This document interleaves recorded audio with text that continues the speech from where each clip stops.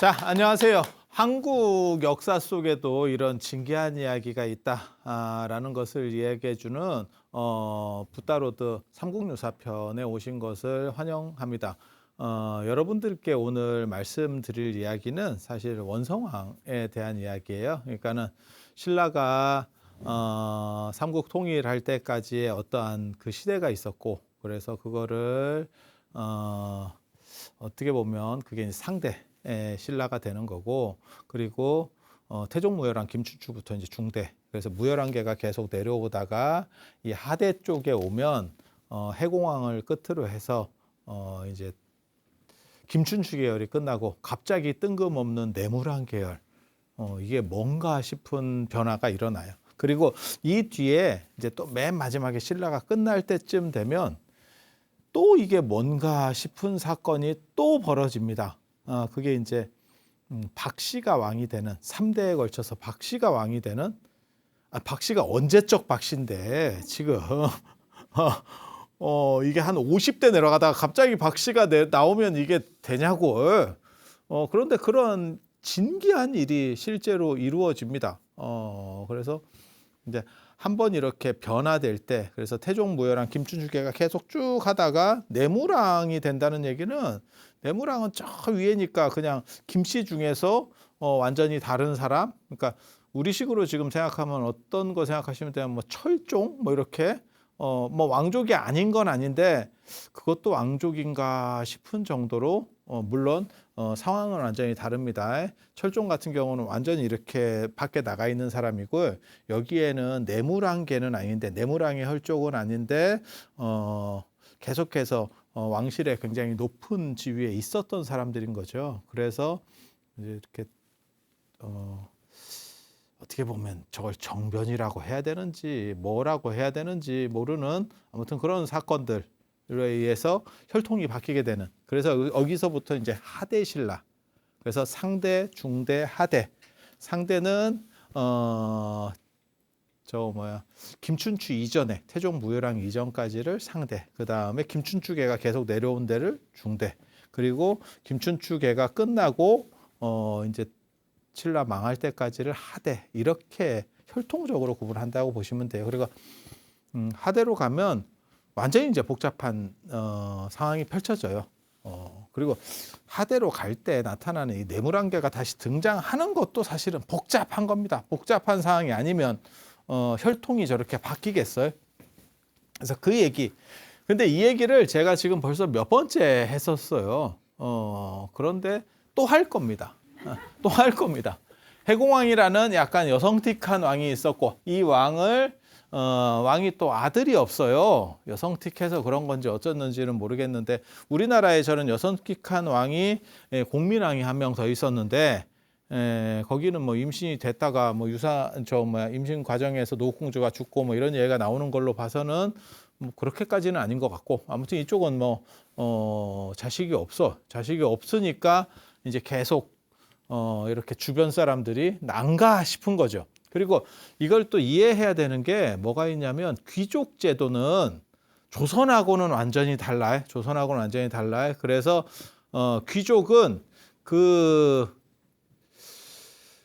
몰락하지 않습니다. 그러니까 제가 예를 들어서 그냥 뭐 삼성가 혈통으로 태어났어. 그거 안 바뀌는 거예요. 그래서 그거를 조금은 이해를 하셔야 돼. 그러니까 제가 그런 얘기 하잖아요. 재벌은 어떻게 보면 귀족에 해당하는 거고, 조선시대의 양반이라고 하는 거는 삼성 같은 데 사장까지 올라가는 거고, 그 사장은 지위예요. 부여받은 지위. 그래서 그거는 계속 상속되는 게 아니고, 사장 아들이라서 삼성 사장 아들이라고 해서 사장이 되는 게 아니고, 그거는 그냥 끝이고, 그 재벌 일가가 돼야 보통 말단에 시작하는 경우는 없죠. 무슨 실장부터 시작을 해가지고 이제 뭐 부사장, 사장, 뭐 부회장 뭐 이렇게 올라가는 거죠. 그리고 그 사람이 그 지위를 잃어버렸다고 해서 완전히 인생이 끝나는 게 아니에요. 그 지분이 남아 있어요. 지분이. 예, 그래서 조선시대하고는 약간 상황이 다릅니다. 그거를 이해를 하셔야 돼. 그래야 저 사람들이 정치적으로 충돌하면, 조선시대에서 충돌해서 패하잖아요. 그러면 이걸 도륙을 내버리거든요. 그쪽 집단 자체를 싹 죽여버립니다. 그런데 여기는 폐해도 잠깐 물러나 있다가 또 나옵니다. 김춘추도 내나 그렇게 나오는 거예요. 김춘추도. 김춘추 아버지가 김용춘이고 그 김용춘, 김용수라고도 하고 그 사람은 아버지가 진지왕이 폐위됐잖아요. 폐위됐는데도 불구하고 그 아들은 건재하고 있는 거죠. 그 왕실 주변에서 계속 왔다 갔다 하고 있는 거죠. 그래서 조선하고는 달라. 조선에서 단종이 이렇게 두드려 맞았어. 안 그러면 광해군 같이 됐어. 그러면 그쪽 계열은 싹 쓸리는 겁니다. 그래서 조금 상황이 다르다라는 정도는 이해를 하셔야 돼요. 그래서 이찬 김지정이 난을 일으켜서 전에도 제가 말씀드렸어요. 이 사람이 원한 거는 동탁이나 조조예요. 그래서 임금을 끼고 이렇게 딱 잡고 있다가 임금이 돌아가시면 난가를 해보고 싶었지. 그러니까 연개소문과가 있고 이성계과가 있다니까. 사람은 두 종류가 있다니까. 연개소문과는 내가 왕을 하려고 하는 건 아니야. 딱 이렇게 하다가 상황 보고 어쩔 수 없으면 해볼 수도 있지 않을까? 고려에도 있었어요. 그러니까는 무인시대라고 하는 게 정중부라는 사람이 그렇게 난을 일으켰을 때도 사실은 자기가 왕을 하려고 한 건 아니야. 근데 이성계는 약간 캐릭터가 다르죠. 엎은 김에 막바로 갈까? 이렇게 생각을 하는 거죠. 그래서 이게 한 끗 차이인데 굉장한 차이가 있어요. 그래서 이 김지정이라는 사람은 일단 왕이 되려는 생각은 있었던 것 같긴 한데 일단 잡아놓고 저 조조 같은 정도로 해서 잡아놨다가 나중에 상황 봐가지고 어떻게 들어가 볼까라는 생각을 했던 거고 그렇게 해서 잡아만 놨다가 이 선덕왕, 원성왕, 김주원 뭐 이게 연합 세력이었던 것 같아요. 연합 세력에 의해서 결국 오히려 몰락하게 되는 거죠. 그래서 이 사람이 죽고 여기는 진짜 재밌는 거예요. 해공왕 부부를 죽였다라고 나와요. 이 사람이 죽였다. 죽이면 사실 왕위 계승해서 안 됩니다. 그래서 대부분 이제 몰아붙일 때는 사실 김지정이 죽였다 이렇게 몰아붙였어야 되는데 사람들은 다 아닌 것 같다. 저 선덕왕이 죽인 것 같다라고 생각을 했는가 봐요. 그래서 뒤에까지도 계속 그런 얘기가 있어요. 이런 비슷한 이야기가 그거 있죠. 경종과 영조. 경종 누군지 잘 모르시죠? 장희빈 아들입니다. 장희빈 아들이고 요 동생이 영조거든요. 영조. 그래서 저 경종이 사람이 굉장히 좋았다는 거잖아요. 것에 대해서 사람이 중성화 수술을 받아서 사람이 좋았나? 모르겠네. 사람이 너무 좋았다는 거죠. 일설에는 그렇게 돼 있어요. 왜 경종이 약간 중성화됐느냐? 엄마가 그걸 잘못 잡아서 땡겼대잖아. 근데 설마 뭐 그렇겠나 싶어. 이게 다 뒤집어 씌우는 거예요.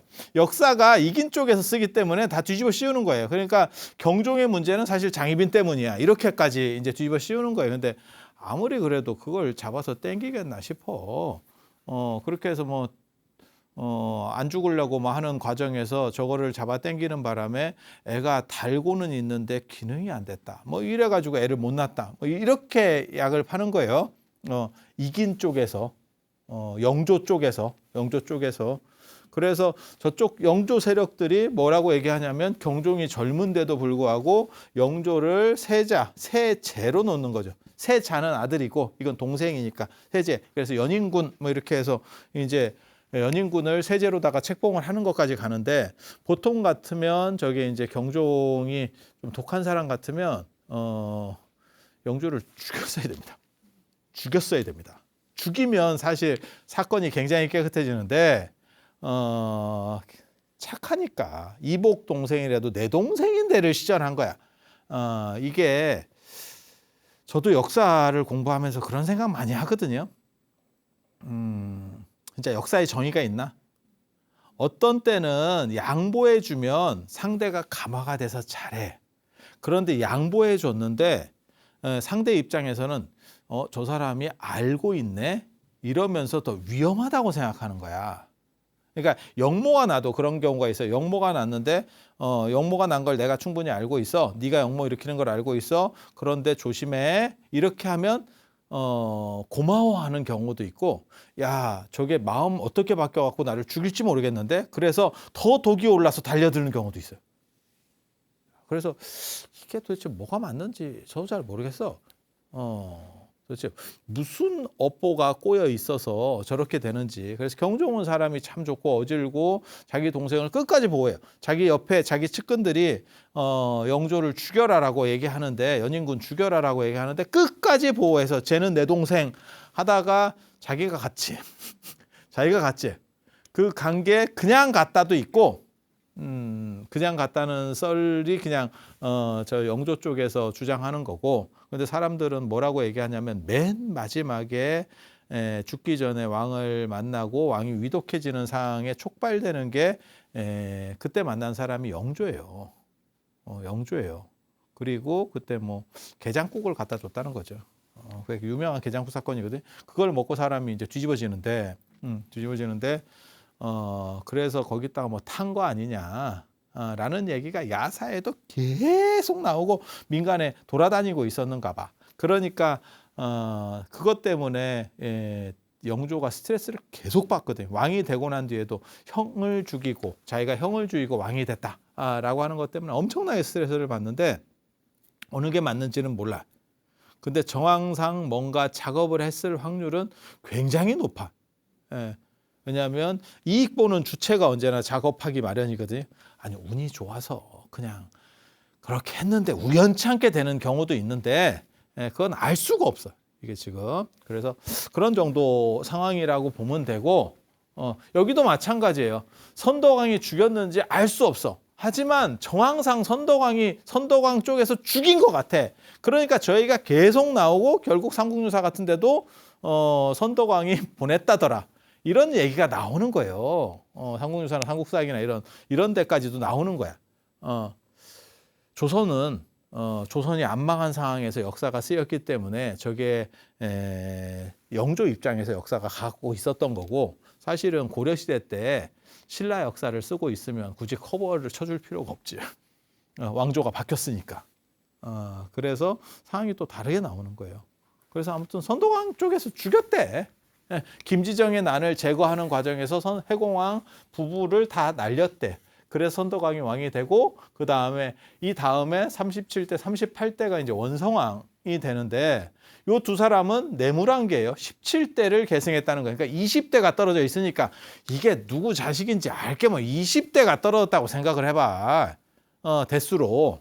그러면 이게 뭐 그 피가 그 피인가? 뭐 이런 전주 이씨면 다 이성계 후손 아니요? 뭐 이렇게 얘기하는 거랑 비슷한 거거든. 이게 지금 한 20대 내려갔다고 봐봐. 이게 그게 뭐 종손도 아니고 이게 뭔가 싶은, 아니 그런 정도 아니에요? 여러분이 도대체 몇 대 손인지는 잘 모르겠는데 우리나라 사람의 대다수는 20대에서 30대 사이입니다. 자기 그 족보를 보면 그래서 한국의 대부분 성씨는 고려 후기쯤 만들어진다라고 얘기가 나오는 거예요. 지금 전해지는 게 뭐 70대 손이에요. 뭐 이런 거 없어요. 대부분 20몇 대 손이에요. 이렇게 나가거든요. 그래서 20대 정도 내려가면 엄청나게 내려가는 겁니다. 근데 그거를 가지고 당위성을 주장한다는 게 이게 뭔 소린지도 잘 모르겠고, 그러니까 센 놈이 그냥 주장하는 거예요. 그게 그런 식으로 해서 먹혔던 사람이 딱 한 명 있지, 역사적으로 봤을 때. 그게 누구냐면 유비지, 유비. 유비가 유씨니까 내가 한 황씨를 계승하는 거 아니요? 촉한이요. 우리가 촉한. 촉에는 살지만 실제로는 촉당에 살고 있지만, 중국의 서남 쪽에 촉당에 살고 있지만 실제로는 내가 한나라를 계승한 거요. 조조는 조씨잖아. 오나라 송건은 손씨잖아. 손오공인가? 그럼 손오공을 계승했나 걔는? 아니 그냥 그렇게 얘기하는 거예요. 근데 나는 유씨니까 한 왕씨를, 한고주 유방을 계승한 거예요. 이게 뭔 쓸데없는 소리요. 이게 그런데도 그게 나름의 당위성으로 조금 먹히는 그런 정도라고 보시면 돼요. 그러니까 크게 혈족으로서의 저게 가능성이 뭐 얼마나 있겠냐, 농도가 얼마나 있겠냐, 20대가 내려갔는데 그냥 그렇게 생각이 드는 정도죠. 그렇게 해서 이쪽에 뇌물안개, 무혈안개에서 이 뇌물안개로 전환되는 상황이에요. 그래서 여기가 이제 신라 하대가 되는 거고, 그런데 선덕왕이 왕이 되고 그 다음에 누가 왕이 될 거냐? 이제 김주원은 무혈안개고 이쪽은 원성왕은 뇌물안개예요. 그래서 무혈안개가 정통성이 있는 거거든. 지금은. 그래서 김주원이 왕이 되려고 이런 가능성이 있는데 왜 어떻게 원성왕이 되느냐와 관련해서 삼국유사죠 원성왕조에 이 이야기가 나오는 거야. 이 기편에. 원성왕 편에 원성왕이 두 번째 재상이래. 선덕왕이 왕이 되어 있는 상황이고 자기는 두 번째 재상. 첫 번째 재상은 누구냐? 김주원이에요. 김주원. 그러니까 김주원을 무시할 수 없다니까. 이 혈통을 무시할 수 없다니까. 혈통을 무시할 수 없다니까. 그래서 두 번째 재상인데 꿈을 꿨다네. 넘버 2인 거야. 내가 될까? 잘못해서 이게 다시 이쪽으로 넘어가면 혈통이 이쪽이 우월하기 때문에 이쪽이 다시 왕이 되면 자기가 잘못하면 이거 날아갑니다. 이거 날아갈 수도 있습니다. 이런 경우는 일반 귀족들하고 조금 성향이 다르기 때문에 이거 날아갈 수도 있어요. 그래서 이게 뭔가 싶은 상황인데 꿈을 꿨더니 이게 재밌어. 복두를 벗고 이게 관을 벗고 소립이라고 하는 거는 그냥 좀 찌질한 관을 쓰는 거예요. 찌질한 관을 바꿔 쓴대. 그리고 12현금 검은고 12줄짜리 검은고를 들고 청관사 우물로 들어갔대. 꿈속에서. 그래서 이게 뭐지? 우리도 이제 꿈을 꿔보면 보통은 다 기억도 안 나고 그냥 개꿈같이 이렇게 지나가는 거 있고 어떤 거는 강렬한 인상을 남기는 이게 뭐지? 깨고 나서 이게 뭐지? 뭔가 신호가 있는 것 같은데 태몽인가? 뭐 이런 거. 그래서 태몽인가 해서 알고 보니까 태몽은 아니고 회충이지. 회충 태몽이야. 회충 태몽. 그렇게. 왜 그런 거 좋아해? 뭐 별로 지저분한 얘기였는데. 그래서 그런 식인 거지. 그래서 이게 뭐지? 이래갖고 자기가 궁금해. 여기고 있는데 그때 점 보는 사람한테 물어봤대요.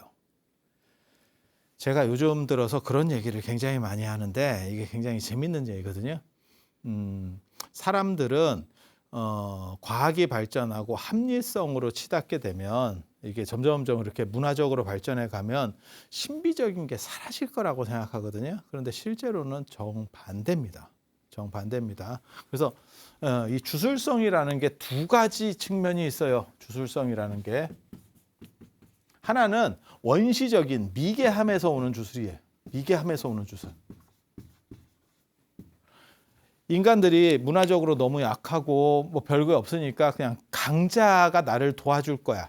이 사실은 이러한 주술성에서 나오는 것 중에 하나가 나중에 신에 대한 생각이거든. 신이 나를 보호해 줄 거야. 그러니까 이게 뭐 중구난방으로 사람이 죽어. 그냥 뭐 멧돼지 한번 잡으러 갔다가 잘못해서 이렇게 받쳐가지고 죽고. 그래서 이게 미개함에서 오는 주술이에요. 그래서 인간이 너무 약하기 때문에 어떤 강자가 나를 보호해 줄 거야. 이게 주술성이거든요. 그리고 그 강자가 좀 더 구체화되면 이게 신입니다. 이게 전체가 다 미개문화예요. 미개문화. 그리고 과학이라고 하는 게 이제 점점점 이성이라고 하는 게 결국 과학으로 연결되잖아요. 이성주의, 합리주의가 발전하면서 합리성이 발전하면서 우리가 지금 같은 문화를 이루게 된 거죠. 그런데 인간은 동물이고 인간은 발전해도 동물이고 그 다음에 행복을 추구하는 동물이에요. 정확하게 말하면 행복 추구의 동물.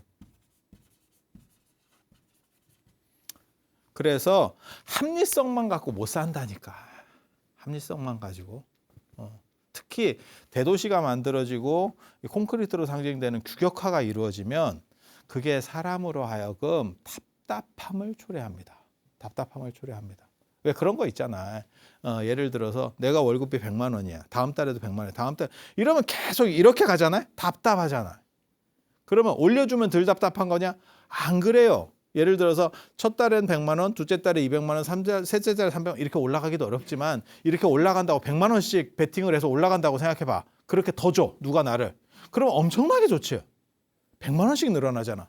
그런데 이 값이 그래프가 이렇게 가면 그게 기대치가 딱 생기기 때문에 더 이상 만족스럽지 않다는 거예요. 몇 달만 반복돼도 어차피 100만 원 더 올라갈 거니까 해서 계산을 미리 때려서 쓴다는 거예요. 아니 진짜 이게 그러니까 이 패턴으로 가도 문제지만 사실은 이게 반듯한 곡선에 가도 문제예요. 그래서 중간에 이렇게 가다가 서프라이즈가 있어야 돼. 야, 이게 이런 게 하나씩 터져야 되는데 이런 게 터지면 이게 이렇게 터졌다가 자, 봐봐. 그냥 그림으로 그려줄게. 100만 원, 100만 원, 100만 원 이건 안 되는 거지. 이거는 만족도가 떨어져. 그러면 이렇게 해서 계속 상향하면 요거는 괜찮지만 요것도 계속 같은 값이면 사람이 계산 안에서 딱 영역이 생기기 때문에 그러니까는 아들이 취직해가지고 첫 달에 엄마 용돈 쓰라고 10만 원을 줘. 고맙지. 그게 한 1년 반복되면 당연히 줘야지. 세금이지 세금. 안 주면 저 자식이 내 자식인가? 내가 저걸 왜 낳았을까? 이런 생각을 할 수 있는 거야. 근데 그 아들이 10만 원, 20만 원, 30만 원 이렇게 계속 올려줘. 엄청 고맙지. 하지만 안 주면 싸움 난다니까 나중에. 우리 연금도 그런 거 아니에요? 정부에서 노령연금 뭐 이런 거 줘요. 고맙지. 안 주면 내가 정권을 뒤집는다. 이렇게 나올걸 지금.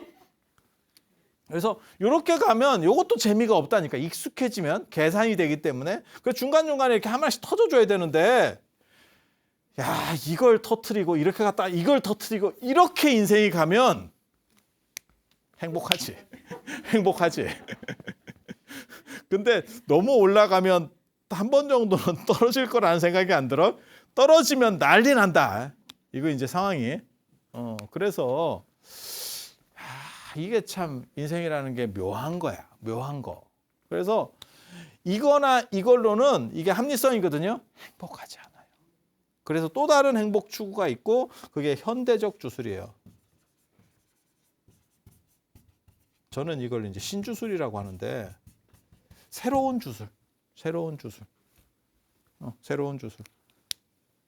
그게 이제 영화나 드라마나 이런 데서 말 안 되는 설정들이 계속 나오는 2000년대까지만 하더라도 2000년대 초반까지만 하더라도 드라마나 영화나 이런 것들이 대부분 현실적으로 있을 수 있는 거가 약간 기발함으로 극전부되는 정도였었지 지금같이 무슨 뭐 시간을 거슬러 다니고 막 이런 게 아니에요.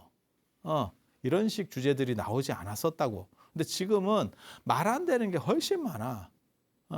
그리고 명품에 대한 소비 욕구도 마찬가지예요. 그게 합리성이 아니고 내가 드러나려고 하는 그게 어떻게 보면 주술성이라고 하는 거예요. 나의 특화되는 그게 미학이라고 하는 개인적 판단, 주관적 판단과 관련되는 거고 사실은 나만 좀 뭘 해줬으면 그리고 이게 원시사회에서 주술성도 마찬가지예요. 이 미개함에서 나오는 것도 신이 나를 봐달라고 하는 거지 우리 집단 전체를 봐달라는 게 절대 아니에요. 나만 좀 빼줬으면. 이때는 여차하면 이게 잘못하면 죽어요. 사람이 사소한 걸로도 죽고 이러니까 나는 좀 누가 좀 보호해줬으면 이런 생각을 하는 거고 지금은 내가 좀 튀었으면이라는 생각을 하는 거지.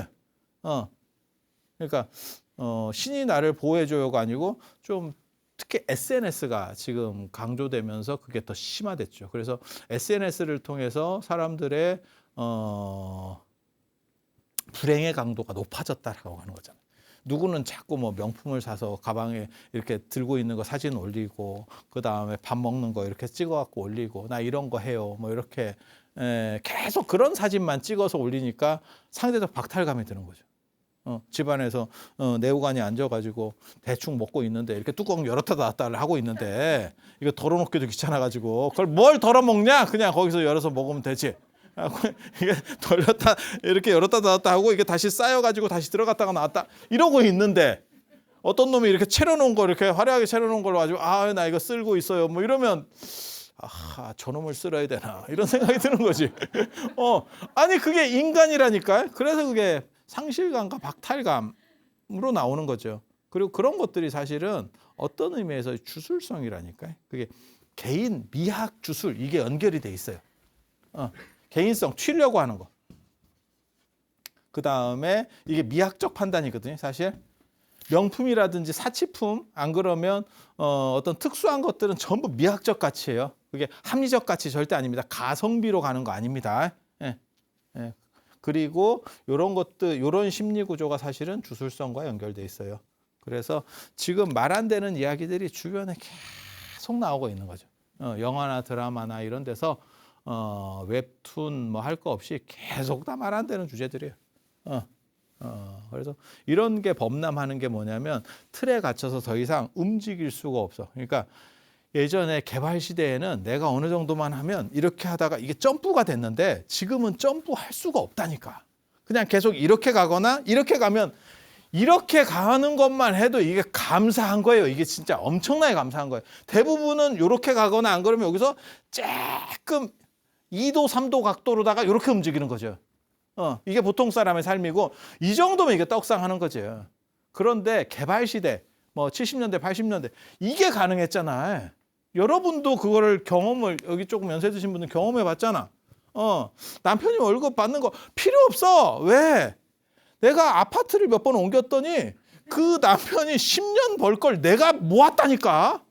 그냥 나는 이사를 내가 투기를 한 것도 아니고 난 이사를 다녔을 뿐인데. 그런 사람 있어요. 그러니까 땅 같은 거를 그러니까 뭐 투기하는 게 아니고 그냥 그러니까 한 집에서 20년씩 사는 사람도 있고 어떤 사람들은 집에 리모델링 하기도 귀찮고 벽지 바르기도 귀찮고 저쪽에 새 아파트 있다더라. 그러니까 그냥 요 기회에 한번 옮겨갈까? 이 짓을 하는 거야. 근데 이 짓을 했는데 그게 여러분 세대에는 계속 몇 억씩 번 거지. 생각지도 않게. 아니 있는 얘기를 하는 거예요. 있는 얘기를 하는 거야. 그래서 그런 시대에는 요게 가능했고 지금은 사실 이게 불가능하거든. 그래서 답답해하는 거고 그 답답한 걸 어딘가로 해소하는 방식들이 사실은 이런 거예요. 그래서 나타나는 게 신주술이라고 하는 거고 이건 어디서 나타났냐면 사실은 귀족들은 옛날부터 이게 있었어.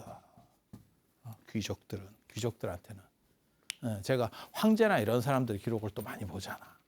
이 사람들은 계속 다 가졌거든. 내가 만수르야. 우리는 이런 걸 보고 뭐라고 얘기합니까? 부러워. 부러워. 뭐 불평등해요. 그거는 이제 공식적인 멘트고 속으로는 부러워. 속으로는 부러워. 그런 사람 아무 할 일이 없어. 그래서 뭐가 있냐면 대부분 뭐라고 나타나는 거냐면 저런 사람들의 특징이 오래 건강하게 잘 살 수 없을까? 그리고 어떤 종교적인 거나 주술성인 것들을 내가 해서 내가 안 무너질 수 있을까? 그리고 내가 가진 거를 다음으로 어떻게 죽은 뒤나 다음 생으로 땡겨갈 수 있을까? 이 생각을 했다고. 이 생각을 했다고. 그렇지 않을까? 그래서 제가 그런 얘기 해드리는데 관중이라고 하는 그 관자라는 책이 있어요. 거기 보면 춘추 5패 중에 첫 번째에 속하는 제나라 환공이 관중에게 뭐라고 명제상입니다. 관중은 해먹을 걸 잘 해먹는 명제상이야. 아주 놀라워. 그러니까 청렴결백한 명제상이 아니고 다 해먹어. 해먹지만 더 성과를 더 내. 당나라 현종 때 제일 당나라가 번성할 때 밀교가 번성해요. 그게 주술성이라고 하는 거예요. 왜 하필 당나라가 떡상할 때 주술성이 번성하느냐? 그게 먹고 살기 편하고 안정적이어서 그래요. 그리고 오늘날도 저는 3만 불부터 주술성이 확대된다고 생각하는 사람이거든요. GMP 3만 불부터 주술성이 확대돼. 그러니까 취미 판단에 의한 행복 조건들이 예전보다 훨씬 강화돼. 그러니까 제가 전에도 그런 얘기 했잖아요. 캐 선글라스를 뭐하러 끼냐, 뭐하러 사냐 라고 생각하는 거는 합리성이에요. 그걸로 한두 번 재미있고 그 재미있는 걸 위해서 내가 뭐 한 1, 2만 원을 소비했어. 그건 내 행복 가치로 충분해. 사실 그런 게 주술성이거든요. 그게 미학적 판단. 재미, 행복과 관련된 거. 그 정도 재미가 1, 2만 원으로서는 된다는 얘기예요. 명품도 그런 거예요. 명품도 그런 거. 그리고 말 안 되는 가치들이 왜 계속해서 저렇게 대두할 수밖에 없느냐? 그래 내가 얘기했잖아. 난 영화나 이런 거에 내가 가능할 것 같은데 이제 대본, 영화나 웹툰이나 이게 왜? 우리 말 안 되는 거 되게 많거든. 머리에 말 안 되는 것만 꽉 차 있어. 그래서 내가 이게 지금 시대가 이 시대인데 너무 안타깝다. 그래서 내가 너무 늙은 거야. 내가 3만 불 세대를 조금 일찍 만났으면 이게 우리 진짜 내 시대인데 이게. 그래서 귀족들이 의외로 이런 주술성에 잘 이거 됩니다. 그리고 종교에 이 심취하는 사람들 중에 전문직이 오히려 있어요. 전문직들이. 그것도 주술성이에요. 그 주술성이 작동하는 거예요, 사실은. 있는 사람이 생각보다 더 주술적입니다. 그리고 그런 게 잘 먹혀. 없는 사람이 그런 걸 저런 거에 대해서 합리성을 가지려고 잘 따져. 의외로. 생각이 좀 달라. 너무 없으면 또 주술성으로 갑니다. 그건 약간 미개 주술성. 그러니까 그림 같은 경우도 마찬가지예요. 현상을 묘사하는 거가 아니고 어떻게 추상 뭐 이상한 거 별것도 아닌 것 같은 거, 야 저거 나도 그리겠다, 야 그렇게 얘기하면 100억이야 이렇게 얘기하는 거야. 그게 주술성이야. 그래서 제가 현대의 주술성에 대해서 굉장히 사실은 고민을 하거든요. 왜냐하면 그 주술성이 디자인으로다가 형상화될 수 있기 때문에. 이게 굉장히 재밌는 생각인데 그냥 그런 얘기였고요. 이게 주술성이야. 그래서 이 꿈을 딱 이렇게 해서 해몽을 했더니 야 이거 뭐지? 이랬더니 복두를 벗고 소립을 쓰고 12현금을 들고 청관사 우물로 들어가는 거는 네가 삭탈 간직돼서 이게 날아가서 묻힐 거다. 이렇게 해석을 했어요. 점쟁이가. 야, 너 관 벗었잖아. 그럼 너 날린다는 거야. 너 김주원이한테 안 돼. 라고 이야기를 하는 거야, 지금. 그래서 너 죽을 거야. 너네 쪽 날아갈 거야.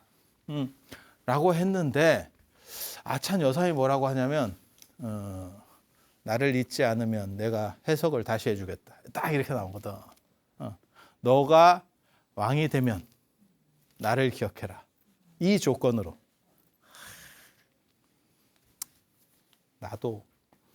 나도 저 시대에 있었으면 저런 거 했을 건데. 왜 나한테는 안 물어보는지. 그거 저 꿈 말고 있잖아. 우리 그런 거 있잖아. 서광사.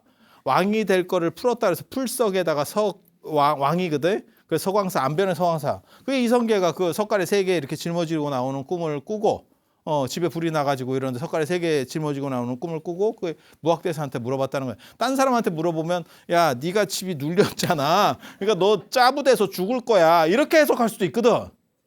아니 그렇잖아. 너 그거 조금 잘못 움직이면 간다.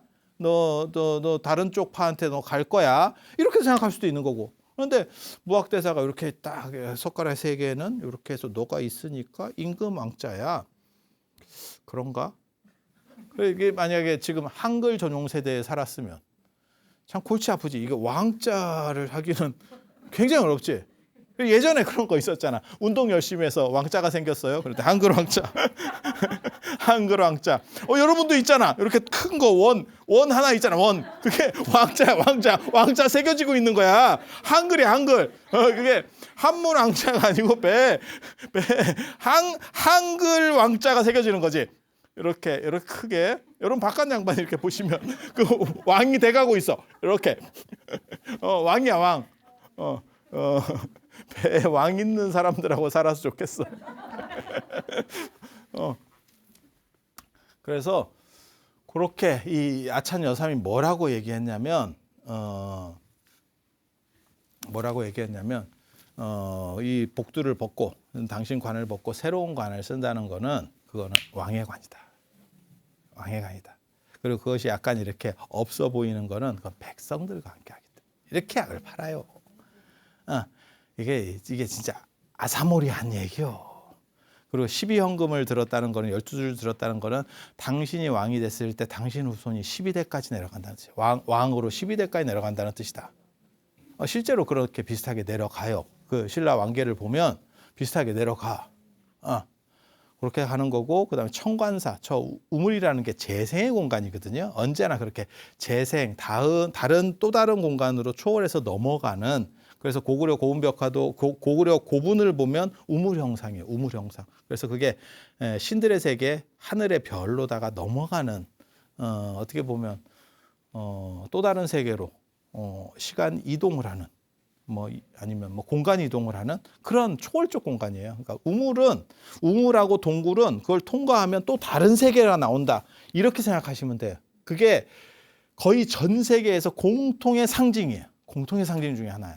그래서 우물로 들어간다라고 하는 거는 네가 또 다른 세계로 넘어가서 그건 왕이 된다는 거다. 그리고 그 우물이 어디 우물이냐? 천관사잖아. 천관사가 어디냐면요. 경주에 천원이라고 있어. 천원이라고 하는 데가 있거든요. 천원. 그 천원에 하늘을 읽는 어떻게 보면 전 우주의 중앙이라고 생각한 것 같아요. 그 하늘을 읽는 신당이 있어. 신당이. 그게 천관이에요. 천관. 그리고 나중에 저기가 사찰로 바뀌면서 천관사가 되는 거예요.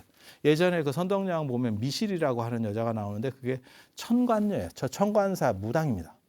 천관이라고 하는 그 신탁을 받는 그 절 되기 전 얘기예요. 저게 절이 되기 전에 원래는 거기가 신당이니까 거기에 어떻게 보면 리더 무당이에요. 그래서 미실이 그런 정도로 나오는 거고 저희가 나중에 불교가 강력해지면서 절로다가 바뀌는 거죠. 그러니까 전통 종교들이 대부분 그 자리에 절이 들어서거든요. 그게 전부시대 실처가람들이라는 것도 사실은 그런 걸 얘기하는 겁니다. 그래서 무속적인 구조 위에 절이 더 씌워지는 거죠. 불교가 더 씌워지는 거죠. 그래서 저기는 굉장히 중요한데요.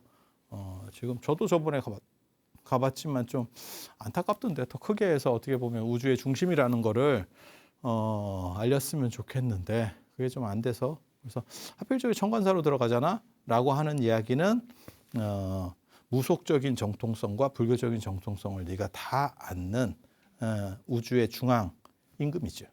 임금이 된다는 뜻이야. 이렇게 설명을 해줘요.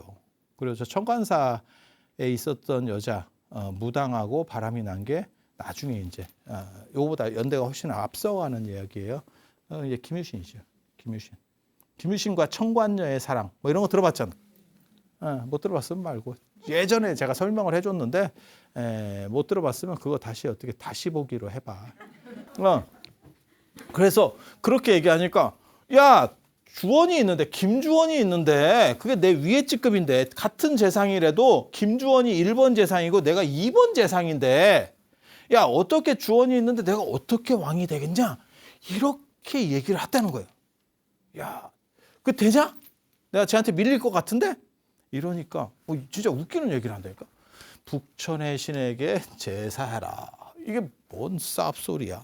북천의 신에게 그러니까 경주 북쪽에 있는 흐르는 물, 그게 북천이에요. 북천, 하천. 그 신에게 제사를 해라. 그러면 소원이 이루어질 것이다. 이렇게 무슨 알라딘도 아니고 이렇게 얘기를 했다는 거예요. 그래서 제사를 했는가 봐. 했는지 안 했는지 결과는 안 나오는데 했는가 봐. 왜? 나중에 화백제도의 그 화백회의에서 김주원이 아니나 다를까 왕이 된 거예요. 왕으로 선출 김주원. 딱 화백회의는 또 만장일치거든요.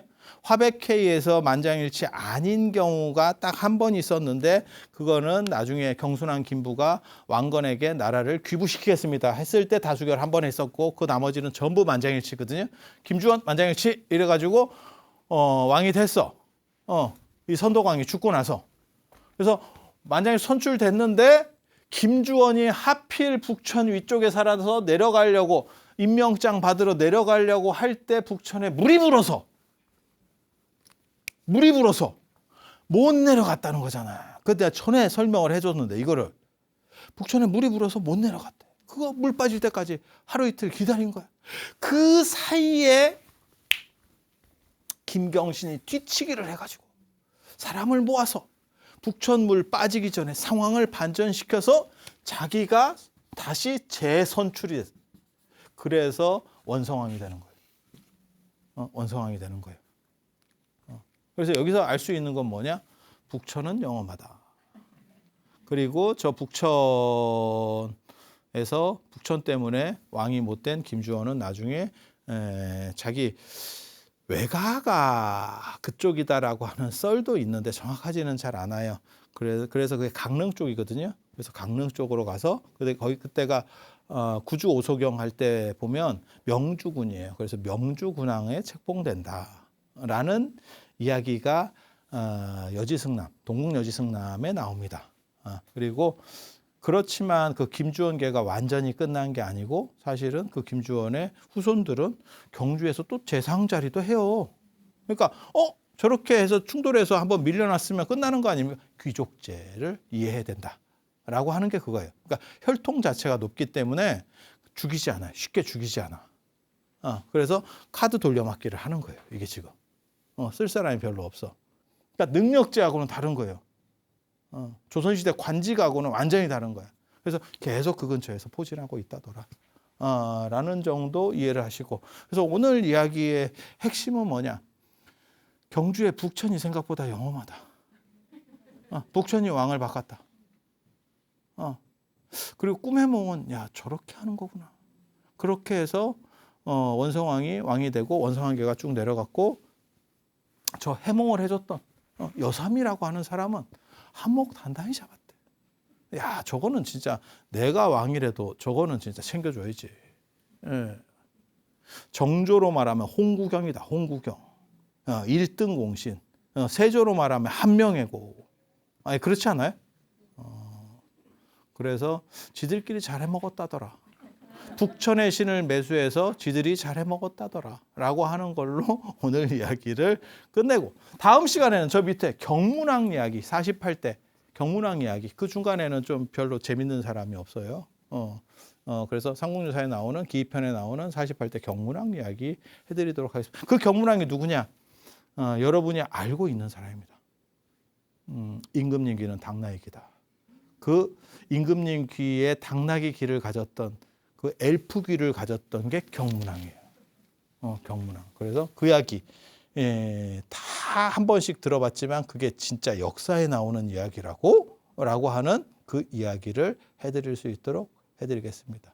자, 들어서 감사합니다.